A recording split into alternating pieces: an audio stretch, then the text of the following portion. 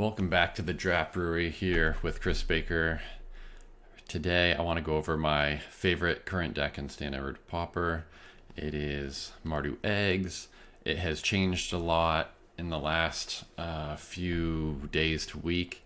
It started out as just a normal black-white deck, trying to build around the best card, I think, to come out of Aetherdrift, which is Pactdoll Terror. I've seen some lists floating around that are not putting 4 of this card in the deck. This is the type of card that I think you should be having either 4 or 0 in your deck. It is explosive in multiples. Usually it only takes 2 in play to survive one turn to like totally devastate a game. But yeah, so I was trying to find the best artifact, kind of grindy control deck to build with the shell around this terror here. And this is what I've settled on. So he's the main build around. Just like my other decks, this one has an interesting, I guess, mix of Value Town combined with Combo Element, and it's enabled by Voyager Quick Welder, which is interesting. I thought this was the more important card to the deck than the Pactdoll Terror a lot of the times in terms of like turn 3, I need this. If I don't have this on turn 4, it's fine. I can still play the control role, but this enables so many broken things by making, first off, 1 mana artifacts cost absolutely nothing, and then eventually 2 mana artifacts cost nothing if you have 2 in play. The third Quick Welder in play creates nearly no value other than, like, sure, Harvester would be free or Terror could cost 1, but that doesn't matter at that point if they're that many in play. It doesn't matter. The body's not big enough for the format, and it's pretty bad in a top deck board. It doesn't do anything on its own. So I went from 4 down to 2 recently with this, but I think that's correct. We'll see. One Sunshot Militia is kind of the supplement to Terror, because you will have just a bazillion artifacts in play by the end of the game. Anytime you draw this card, it represents a lot of damage that can end the game, usually in like 2 turns. And it multiples are redundant, and you don't need to find it early. So I think 1 is the perfect number of Sunshot Militia. My vote for probably one of the best cards in Standard Pauper for, I don't know, a year or 2 or however long it's been around is this card, Indoctrination Attendant. Yeah, 2 bodies for 1, being able to pick up so many ridiculous cards in the format that have ETB effects, whether they're enchantments, artifacts, creatures. Like, it's just too good. It's statted well. Like, this thing's great. The only problem with including it here is that we get glutted on 4 mana by having the terrors as well, which is why the quick welders are kind of nice to maybe help cost reduce them. But yeah, quick welder being able to make Candy Trail and Fountain Port Bell free is really interesting, in that I don't see a single other person that I've come across in midweek magics or just, for fun games playing Bell. But when you run Kick Welder, I think Bell is fantastic. It lets you shave your land count. Like currently I'm running, let's see, 11, 12 plus 7, 19 lands for Bell. So it functions as an Evolving Wilds essentially by finding your missing color, but it doesn't have to find the color. It can just be 1 mana cycler, essentially with a Quick Welder, triggering some of the terrors along the way.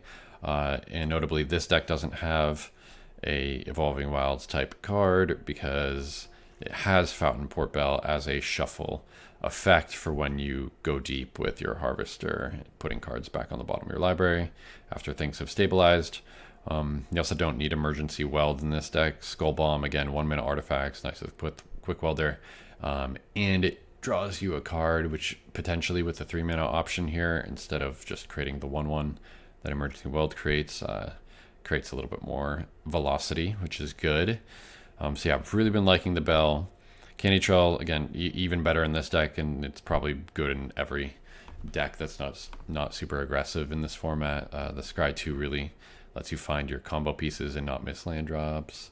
One play pattern in general, though, is to Like if you play a Candy Trail and you have 2 mana up to draw a card here, or you could spend 2 mana on a Refractor or Prism to draw a card. If you haven't played a Terror yet, it's often better to just use the Candy Trail. You don't want to target Candy Trail with Fanatical Offering, right? It can just draw the card on its own. Offering should be targeting extra Refractors and Prisms and protecting creatures from exile removal, or just getting value from any removal in that sense. And if you draw the cards off the Candy Trail early in the game, then you draw your Pactdoll Terror, then you can slam some artifacts and get some drains in and start comboing off a little bit. So it's kind of all about damage. I'm not sure. I think the lands are a bit greedy. They're only the damage lands. I mean, they easily could be the gain life lands to give you more time, and the damage is not that relevant in terms of like if you get set up and survive long enough, you maybe will become inevitable. So these very easily could be gain life lands, and maybe they would be better, but haven't really tested that yet. I started with the Guidelight Matrix, even more 2 mana artifacts that were functioning as eggs, but they work well against Sparky, but not against real decks that pack removal. So things like the Sharepot and the Ride's End became necessary evils to stay alive, deal with big threats. Like our creatures can't deal with a single, like, I don't know, 4/4 or bigger, right? So we have to be able to Ride's End them.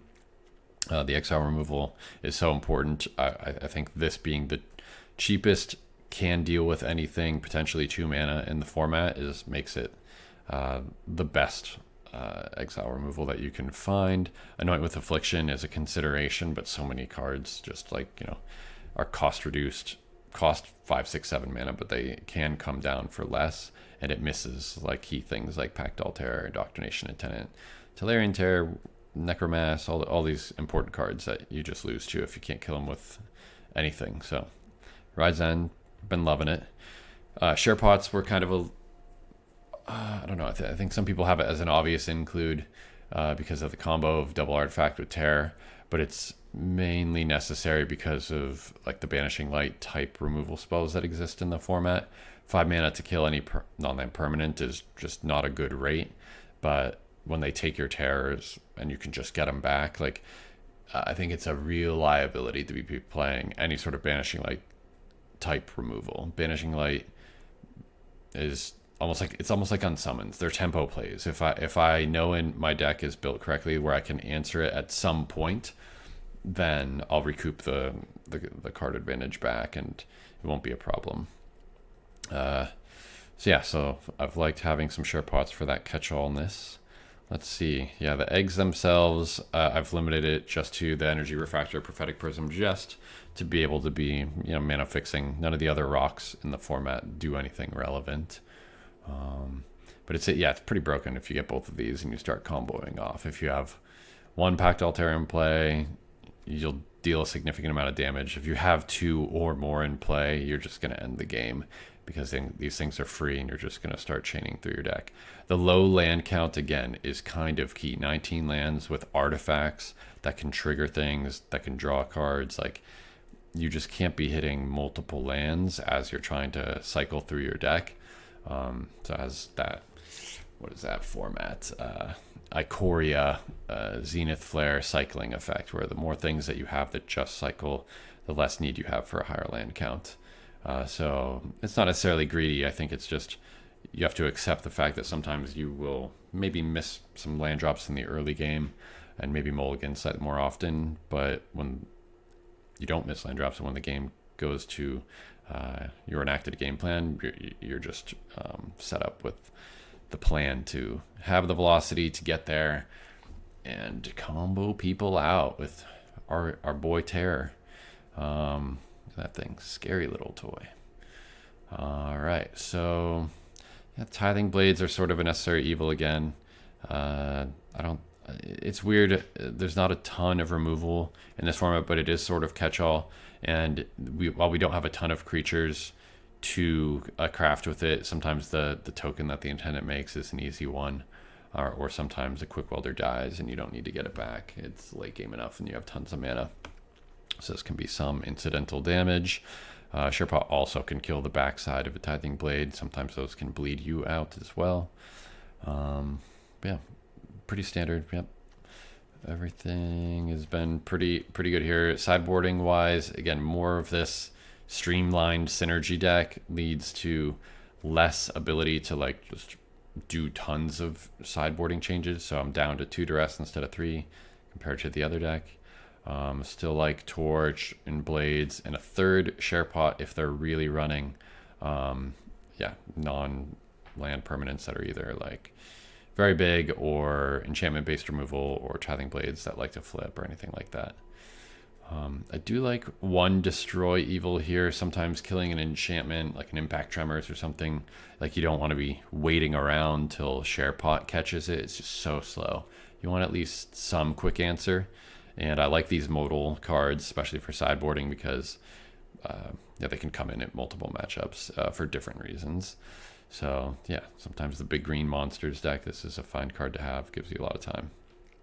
And then for killing all the enchantment removal, you get a little so the instant speed, especially, right? Like sometimes they attack with a bunch of creatures, but if you have an attendant or a terror underneath, some sort of banishing light type card, kill it mid combat and then block and get a little bit of surprise value when maybe they were only expecting you to have Share Pot to deal with it. Yeah, Smash Dust again over Tectonic. The 1 damage for only 1 mana. More modal things, more things it could potentially deal with. I mean, it can kill Pactdoll Terrors and other artifacts that can be problematic. It can kill a Share Pot before it gets to go off. But I actually really liked, some of the Impact Terrors, like everything's a 1/1 that dies and makes more 1/1s type stacks. And so I think having some sweepers is good because we don't necessarily create enough blockers to not people can go wide on this deck if we give them the time. The 1-for-1 removal is great against some of the big threats in the format, but yeah, got to deal with the go wide stuff. Love Scroll Shift as a 1-of. Been trying to get it in the main, but just great to target Tithing Blade. Any of our creatures, saves it from removal. It can be, I don't know, just kind of a tricky card to deal with. Yeah, good value card. Second Harvester for, when it really is a slow, grindy kind of mirror type game plan matchup, and you want to be able to potentially run it out early without protecting it. Always good to have a little twin brother at home so he doesn't get left alone out there. And then kind of same deal, the exile removal is just pivotal in the format for some of the big creatures. There's a lot of grindy value engines out there. And only 1 wreck removal. This card's just, again, not the best, but sometimes if you snag something and they least expect it, it's also an artifact, so it counts for cost reduction effects with Quick Welder and stuff like that. This deck is lots of Swiss Army knife. Like you can interchange -1/+1 lots of different cards and get some interesting results. I think the mana's not that hard with some of the duels and the bells and the prisms, so you could be some sort of like Esper version of this. I think a lot of blue-white control decks with artifacts have emerged with Gearseeker Serpent and Huldrifter. Like so many different varieties could exist.